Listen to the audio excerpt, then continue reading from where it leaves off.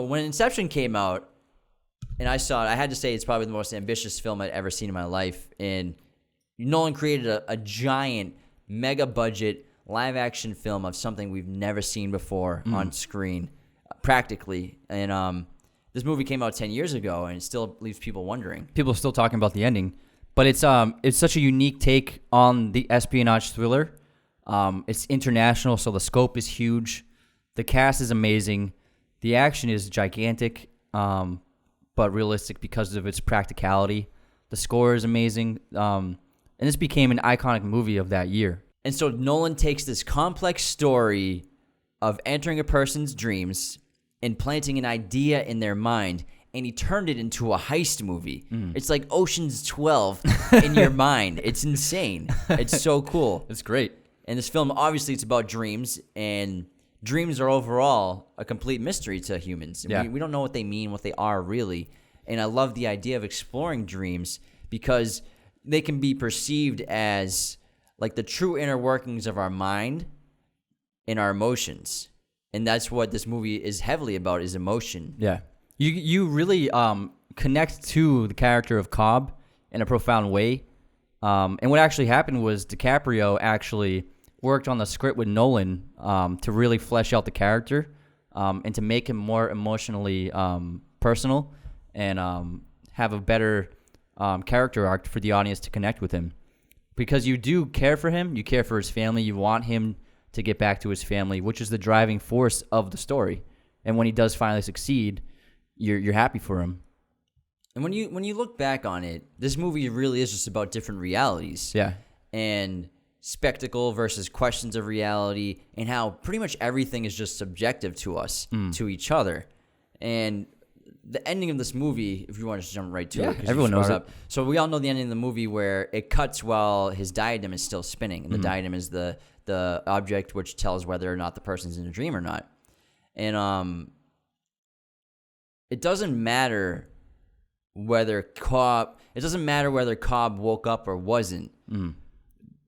What happens is Cobb is finally happy, and he accepts whatever reality he's in. He's no longer obsessing over his dreams. That's why he walks away from the diadem and doesn't wait for it to fall, because he sees his children's faces, which he hasn't seen in a reality before. And so he's accepted whatever he's in. If he's awake or he's not, if he's still asleep, he's accepted that reality, which means, and possibly means, that all realities are valid.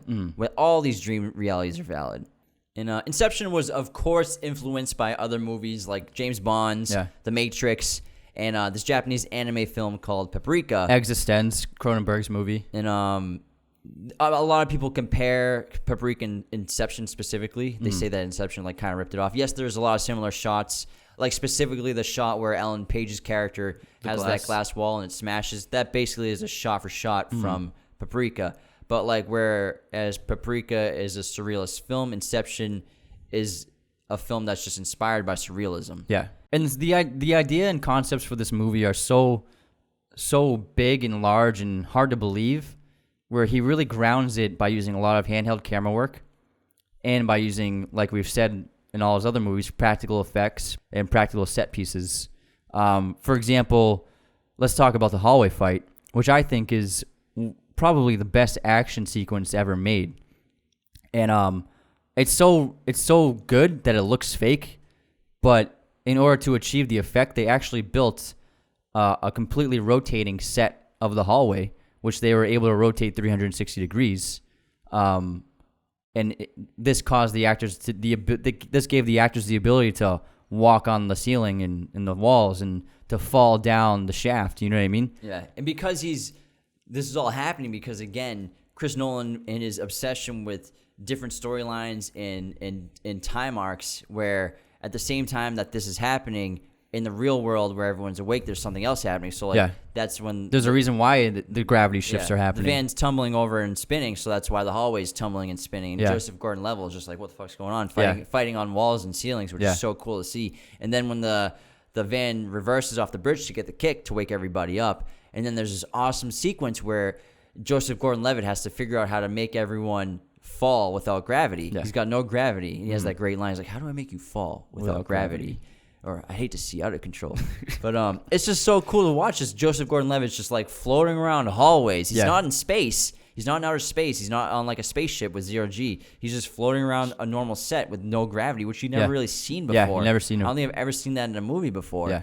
And it's just so cool to watch how he figures it out. They actually put Ellen Page's hair in a bun because they didn't know how to depict her hair in 0G. Well, practically. That's smart because that's one thing that Gravity, Alfonso Cuarón's movie, which they obviously didn't because it'd be ridiculous. But when you're in space, your hair is just like floating everywhere. But I love that scene because, again, practical effects. They're hanging Joseph Gordon-Levitt from wires for like 2.5 weeks to film just this one scene of it all going on. And a lot of it's done. They fix the camera to the floor. It's static, but the actors are just going all over the place. So the hallway, we don't see it moving, but we see the actors just going all over. And it's an amazing effect. And it looks so good it looks fake. Mm-hmm. But they really did it in person. And another thing that kind of blows my mind that they did in real life is in the third act when they're at the that tundra environment, they actually set off a real avalanche for the shot when the avalanche takes over the environment. I believe that. He actually, they set up explosives and caused a real avalanche to happen. And DiCaprio said, oh yeah, so we're just filming the scene and then I guess it's just another day in a Nolan movie where we set off an avalanche. And just like Memento, Chris Nolan opens up Inception with the ending of the movie. Yeah. The end of the movie is the opening of the movie. Yeah. Where Cobb wakes up on a beach offshore. We don't realize where he is yet. He doesn't even realize where he is yet. Yeah, we don't realize that he's actually in a dream and he's actually going to save. He's in limbo. Yeah, he's in the limbo where Ken Watanabe's character has been stuck. Yeah. And Ken Watanabe doesn't even recognize him until they start talking. Because he's been stuck in limbo for like 50 years. At least because he's an old man waiting to die alone. And he finds the talisman. So Nolan, again, just confuses you the whole movie. And you got to pay attention when you watch his film, specifically Inception and Memento, where, again, the ending of the movie is at the beginning. Yeah. And it's just so fascinating that he just takes these storylines, and they're all over the place because it opens up at the end of the movie, then it cuts to the beginning of the movie. Yeah. And then where he's inside another dream at a different time. Yeah. A different version of Ken Watanabe's character. Exactly, yeah. So it's just definitely, obviously, it's confusing your first time watching it, but the more freedom you give yourself in watching it, it's great on second and third and fourth viewings. But the concept is fascinating. Yeah, and this movie won the Oscar for cinematography, deservedly so. And his use of depicting slow motion was fantastic in this movie because it's a vital part of telling the story is being able to depict slow motion. Because what's happening, because it shows the time difference between when you're in one dream down, when you're in second dream, the first dream is in slow motion for you in real time. So they have to be able to depict that visually for the audience, and they did a great job of showing that to keep us up to speed with what was going on in the story. Yeah. You know what I mean? There's so many visually stunning scenes in this movie, like when Cobb's teaching Ellen Page's character about how to build dreams and dream worlds, and like they're sitting at that outdoor cafe and everything like slows down, and then people start noticing them and stuff like that. But then all the things around them, the props and everything start blowing up around them, and then everything just... Most of that was real effects. Yeah. That was in camera. So many cool things they did with the filming. Yeah. And then there's that scene right after that where she's able to manipulate the architecture of the city and flip it over. And I remember seeing that in the trailer and just being blown away by that. And yes, we've seen it in Doctor Strange comic books, everybody. I know. Chris Nolan is a big fan of James Bond. And so you could really see the large scope international feel of an espionage feel of this movie. And also in terms of the third act where he sets it in that Arctic tundra. And all the bad guys are. It seems like they're like bad guys in a Bond movie. It's like a James Bond action sequence. Exactly. Yeah. And he actually based it off of his favorite James Bond movie, Her Majesty's Secret Service. There's a similar climactic environment as that scene. Yeah. So it shows that his love for James Bond, and maybe he'll make a James Bond movie soon. And also that giant set, that tower that blows up at the climax of the movie, that was actually a miniature that they built in a parking lot. And then... it's probably maybe 100 feet tall, and so they really blew that up in a parking lot and digitally put it into the movie, and it looks real because it is real. Yeah, so this is overall incredible script, incredible movie, really deep ideas about reality and subjective realities and perception of your reality. It's a really challenging film. It still leaves people, like we said, wondering what it's about and wondering what the ending is.